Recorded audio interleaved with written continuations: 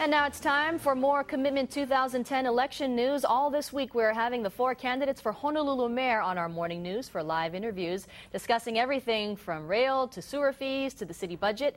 Councilman Rod Tam was on Tuesday, and this morning we welcome Panos Prevodoros. Good morning, Mr. Prevodoros, and thank you so much for joining us. Yeah, thank you very much. Mr. Prevodoros, a UH engineering professor, thanks again for coming on.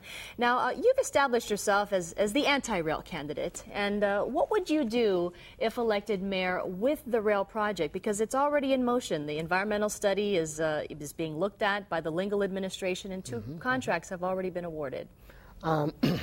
Absolutely true. We're still in the environmental process. This project has not concluded it, which means if we wanted to build something tomorrow, we cannot. We still have ways to go to get all the paperwork sorted out. Once it's approved, I'm going to stop it. We may have spent quite a few $1 million to plan it, but it's the wrong project for the wrong place. It doesn't belong. We cannot afford it. We do not need it. The environmental study all by itself clearly says that it will remove only 1% of the cars, and it will increase transit share from 6% to 7%. And for all of that, we pay $6 billion. It simply doesn't make sense because 93%, the rest of it still drives. But how specifically would you stop the project when you've got these contracts that have been awarded? You have a project manager. It sounds like if you did stop it, there would be a can of worms. There could be lawsuits in the future? There will be a can of worms either way. It can be stopped. Executive privilege has its privileges. I mean, the Honolulu area rapid transit was a more advanced system during the transit administration in the 80s. And then the town elected Eileen Anderson. She didn't sign on it. So Hart was dead. Would you be ignoring the will of the people when voters, the majority of voters, voted for rail?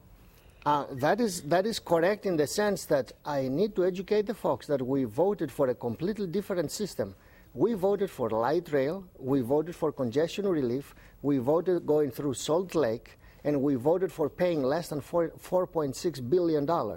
All of the 4 conditions of the project are now totally violated. The question on the ballot was, would you approve of a steel wheel system? Right. But then all the commercials were given all the characteristics. All the characteristics of the project are now violated. So at a minimum, we need to take a revote.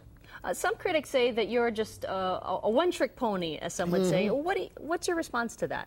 Actually, we need to talk about the rail because it is the elephant in the room. Now we have an even bigger elephant, and that is called the sewage and the environmental treatment.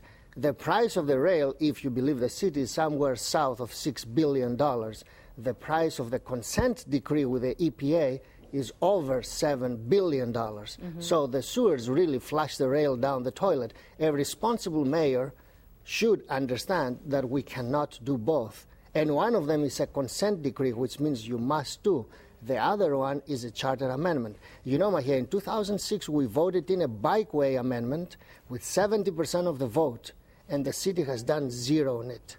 So you've made a name for yourself as an engineering professor for UH. You're an expert in our roads, but what type of managerial experience do you have? And have you hired anyone in the state, and have you managed them? Oh, quite a lot, actually. I have run personally projects in excess of $2 million, and I have run collaborative projects in excess of $2 billion. I have actually partnered with quite a few local and international firms on transportation and infrastructure. And have you hired workers before? Oh, absolutely. Hired and fired. Hired and fired. Yes. How many workers are you talking about? About 40. And how would you compare this experience to your opponents, Kirk Caldwell, who's the acting mayor, and Peter Carlisle, former city prosecutor? Their experience is significant but very, very focused. And the significant part about it is that the job of the mayor is infrastructure and operations. And both of them have very little clue about it. If elected mayor, what would you do about furlough Fridays, which are affecting the city employees right now? I will try to cut them back as much as possible or even eliminate them. I believe there are other ways to balance the budget, and not with furloughs. What specifically would that be? Specific way, there are departments, many departments inside the city that actually are funded, say, for 100 positions, but there are only 88 warm bodies. Where is the rest? So there is some fat there that can be reallocated or cut. All right, Panos Provedoros, I All right, appreciate your Mahia, time. Thank you so absolutely. much. And if you'd like to see this interview again, you can log on to KITV.com. We'll be putting all of the candidate interviews on our website again. Thank you so much for joining Thank us. you. And coming